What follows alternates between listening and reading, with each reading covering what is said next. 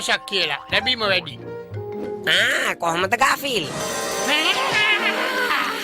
හරි. මගේ දවසේ টොප් එකටම තියෙයි දැන්. මේ අහන්න ගාෆිල්. නෝම ඇවිල්ලින්නේ මුළු නිවාඩු කාලෙම අපිත් එක්ක ඉන්න. ඉතින් ඔයාලට සතුටුයි නේ? නැහැ.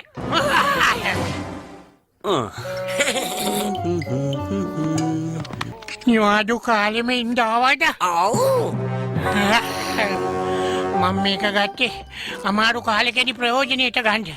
නෝම නිවාඩු කාලෙම ඉන්නවා කියන්නේ ඊට වඩා අමාරු කාලයක් තව එනවද? අනේ ඉවරයි මම. අපෝ කෑවා. නෝම ඔයා මෙතන තුල කකා ඉන්නවද? මරු බිස්කට් එකන්නේ. මේ අර තරගෙට යන්නේ නැද්ද? තරංගයක්?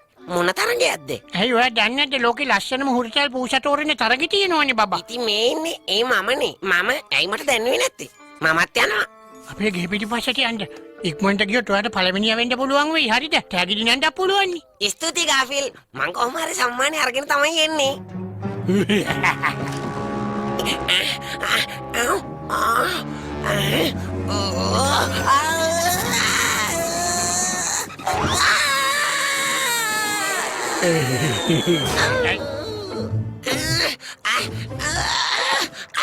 පරිස්සමෙන් ඉන්න නෝම.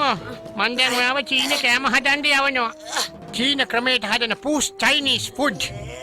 ඔයද මේ පෙට්ටිය අලෝන මේ ටේප් එක තියෙන්නේ. මේ නමෝ මගේ කඩන් එනකන් ඔයා දඟලන්නේ නැතුව ඔහොම හොටල් දෙලා ඉන්න ඕනේ. මට බබා වගේ. හුලුවක් කියලා හිතන්න එපා ගාෆිල්. හරිද?